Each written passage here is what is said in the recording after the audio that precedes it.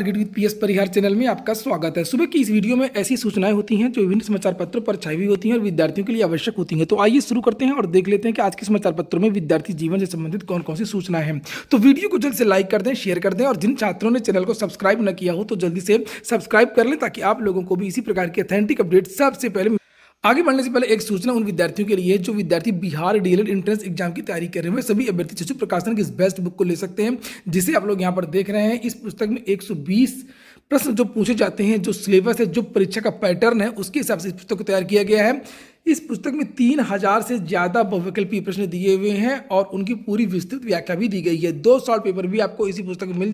सभी कापी किताबों की दुकानों में चक्षु प्रकाशन की डीएलएड एंट्रेंस एग्जाम की ये बेस्ट बुक आपको मिल जाएगी। और अगर आप लोग ऑनलाइन मंगवाना चाहते हैं तो उसकी लिंक मैंने डिस्क्रिप्शन बॉक्स में दे दिया है, वहां पर जाकर के आप लोग ऑनलाइन भी मंगवा सकते हैं। बिहार डीएलएड का स्टडी गाइड भी आती है, बिहार डीएलएड का प्रैक्टिस सेट भी आता है। इनकी भी लिंक कमेंट बॉक्स और डिस्क्रिप्शन में उपलब्ध। खबर की शुरुआत करेंगे शिक्षक भर्ती को लेकर के। लखनऊ में लगातार धरना प्रदर्शन जारी है शिक्षक भर्ती को लेकर। लिखा हुआ है कि शिक्षक भर्ती में आरक्षण की मांग को लेकर के घेरा निदेशालय। यूपी में परिषदीय स्कूलों में 69,000 शिक्षक भर्ती मामले में 6800 ओबीसी अभ्यर्थियों की सूची रद्द करने के हाई कोर्ट के सिंगल बेंच के निर्णय के बाद अभ्यर्थियों ने दूसरे दिन गुरुवार को भी प्रदर्शन जारी रखा।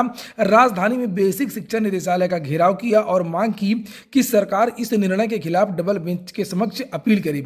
अभ्यर्थियों ने कहा कि बेसिक शिक्षा विभाग के अधिकारियों की लचर पैरवी के कारण यह स्थिति उत्पन्न हुई है और उन्हें बेवजह परेशान किया जा रहा है। 69,000 शिक्षक भर्ती वर्ष 2018 में शुरू हुई थी और आरक्षण में विसंगतियों को लेकर के अभ्यर्थियों ने प्रदर्शन किया था। वहीं पर छात्रों का जो दूसरा गुट है उसने घोषणा कर दी है कि वो डबल बेंच में जाएगा। ये वो गुट है जो मांग कर रहा था कि 6800 नहीं 69,000 शिक्षक भर्ती होनी चाहिए ओबीसी और एससी की।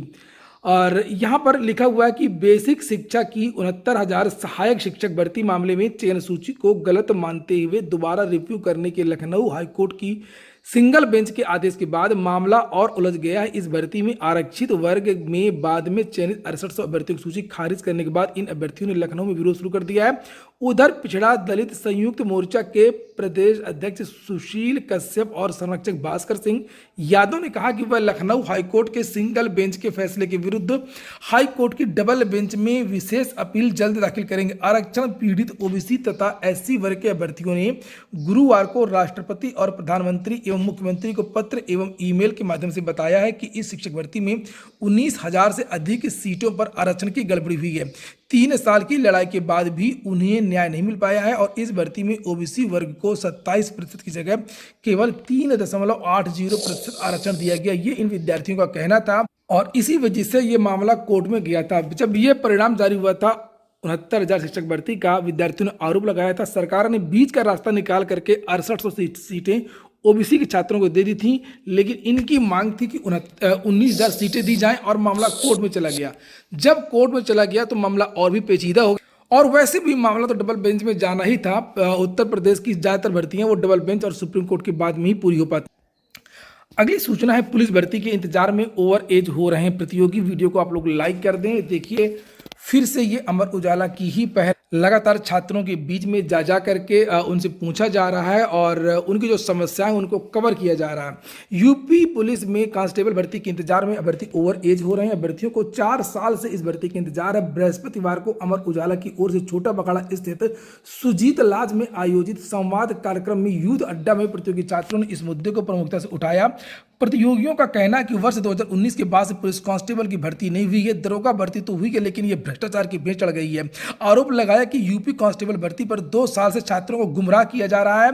भर्ती संस्था उत्तर प्रदेश पुलिस भर्ती एवं प्रोन्नति बोर्ड की ओर से नोटिफिकेशन जारी किया जाता है कि परीक्षा कराने के लिए कोई एजेंसी टेंडर लेने को तैयार नहीं है। इसमें अभ्यर्थियों की क्या गलती है जो अभ्यर्थी भर्ती के इंतजार में ओवर एज हो रहे हैं? ये तो सरकार की क्षमता है कि किस तरीके से भर्ती करवाना है, कब तक करवाना है। सरकार अगर चाहे तो सरकार को 1 महीने के अंदर एजेंसी में मिल जाएगी, परीक्षा की तारीखें भी घोषित हो जाएंगी और परीक्षा भी हो सकती है। देखिएगा अभी निकाय चुनाव जब होंगे तो कितनी जल्दी घोषणा होगी, कितनी जल्दी परीक्षा होगी और कितनी जल्दी परिणाम जारी होगा। और मैं हमेशा से कहता हूं कि सरकार की एक निश्चित रणनीति है जिसकी वजह से उत्तर प्रदेश की सभी भर्तियां रुकी हुई हैं। केवल पुलिस कांस्टेबल भर्ती ही नहीं है, आप लोग यहां पर देख सकते हैं विद्यार्थियों ने टीजीटी पीजीटी का भी मुद्दा उठाया है। ये भर्ती भी पूरी तरीके से रुकी हुई है। असिस्टेंट प्रोफेसर की भर्ती भी रुकी हुई है, ये मुद्दा भी यहाँ पर उठाया गया है। एलटी ग्रेड शिक्षक भर्ती आर्ता विवाद का तो बहाना है, कहीं पर आर्ता विवाद है, कहीं पर टेंडर की बातचीत की जा रही है कि एजेंसी नहीं मिल पा रही है, कहीं पर कुछ और नया आयोग टीजीटी पीजीटी। तो इस तरीके से अलग अलग जो है भ्रामक सूचना अधिकारियों के द्वारा दी जा रही है, सरकार के द्वारा दी जा रही है, और सारी जो भर्तियां रुकी हुई हैं उसी को लेकर के ये विद्यार्थियों ने ये लिखा हुआ है कि छात्र ये भी चाहते हैं कि टीजीटी पीजीटी और एलटी ग्रेड शिक्षकों के पदों की संख्या बढ़ाई जाए, परीक्षा के सिलेबस में कोई परिवर्तन करना तो साल भर पहले स्पष्ट किया जाए, इससे प्रतियोगियों की तैयारी प्रभावित नहीं होगी और जब छात्रों के नाम लिखे। अगली सूचना यूपी ट्रिपल एससी की है। सम्मिलित तकनीकी सेवा की लिखित परीक्षा 26 मार्च को होगी। इन विद्यार्थियों के एडमिट कार्ड जारी कर दिए हैं, उसके बारे में सूचनाएं दी गई। नई अब अगली जो सूचना है वो लोक सेवा आयोग की है। नई भर्ती न करने को एसीएस ने यूपीपीएससी को लिखा है कि राष्ट्रीय बचत विभाग के पास धीरे धीरे काम नगण्य हो जाने से उसकी डामाडोल की स्थिति को देखते हुए प्रशासनिक सुधार समिति ने 2019-20 में इसके अनुपयोगी होने की रिपोर्ट दी थी और इस पर मुख्यमंत्री का भी अनुमोदन हो जाने के बाद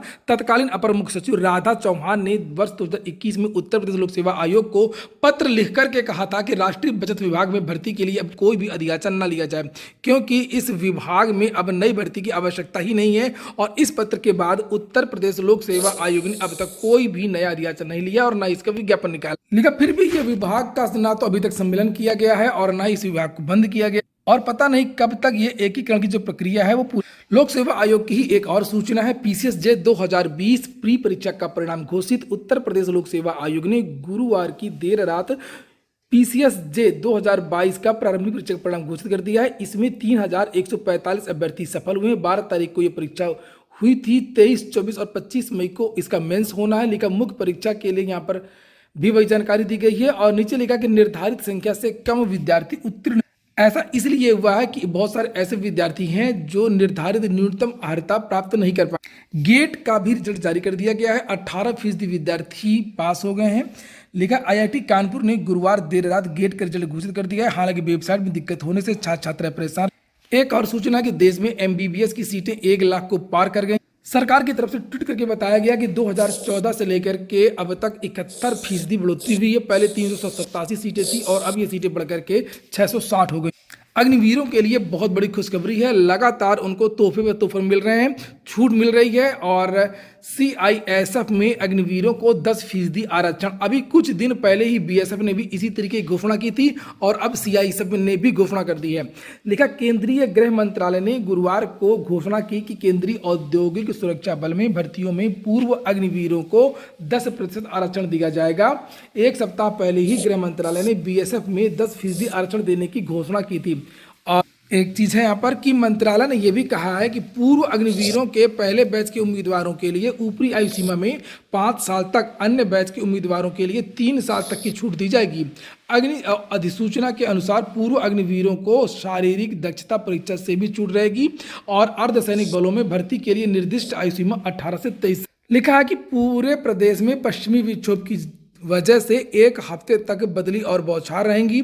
लखनऊ मौसम विभाग निदेशक मोहम्मद दानिश ने बताया कि शुक्रवार से 21 मार्च तक मौसम ऐसा ही रहेगा। तो ठीक है दोस्तों, ये हो गया आज का वीडियो आपको अच्छा लगा हो, आपके काम का हो तो लाइक अवश्य कर दिया करें। जो छात्र वीडियो को शेयर कर सकते हो तो शेयर भी कर दिया करें, विभिन्न फेसबुक ग्रुप में, विभिन्न व्हाट्सएप ग्रुप में। पूरा वीडियो सुनने के लिए बहुत बहुत धन्यवाद।